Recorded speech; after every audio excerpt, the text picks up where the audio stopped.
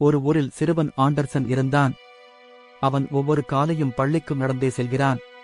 அவன் பழைய துணி அணிந்து கொண்டிருக்கிறான். ஆனால் அவனது ஒரு ஆசை விண்வெளி வீரன் ஆகணும் என்று.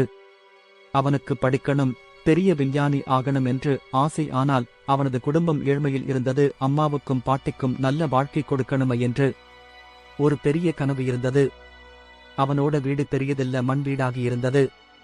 ஒரு சின்ன மாற்றம். பக்கத்தில் பாட்டி இருக்காங்க.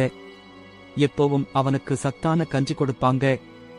அம்மா அப்படி ஒரு உழைப்பாளி. மார்க்கெட்ல காய்கறி விற்கிறாங்க.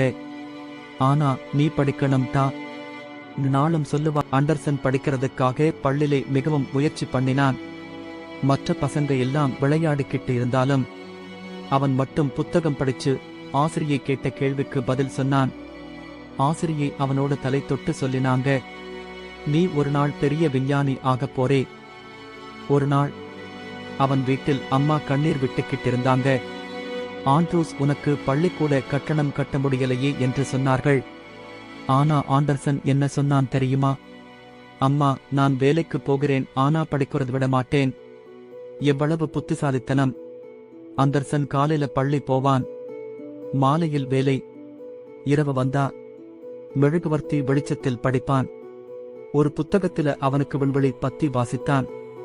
அப்பவே தீர்மானித்தான், நான் எசோவில் வேலை பார்க்கணும். ஆண்டர்சன் தேர்வுக்கு போற போது மற்ற பசங்க தயாரா கிரிக்கெட்டுக்கு கேட்டாங்க.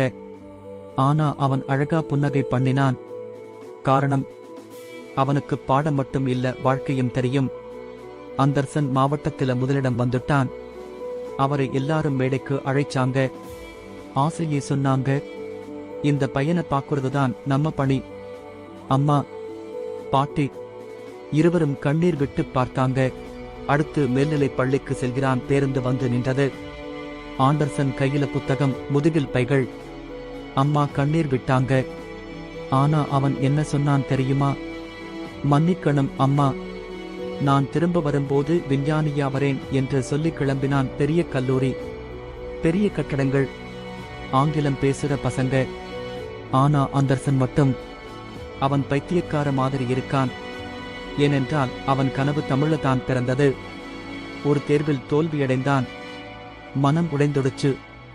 ஆனால் ஹாஸ்டலில் ஒரு பாட்டி அவனுக்கு ஒரு புத்தகம் கொடுத்தாங்க.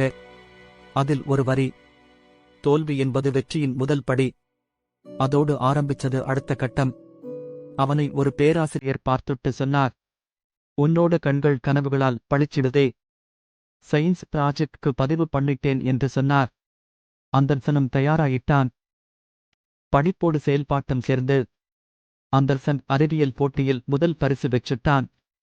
மேடையில் சின்ன பையன் பெரிய விஞ்ஞானியா போனான்.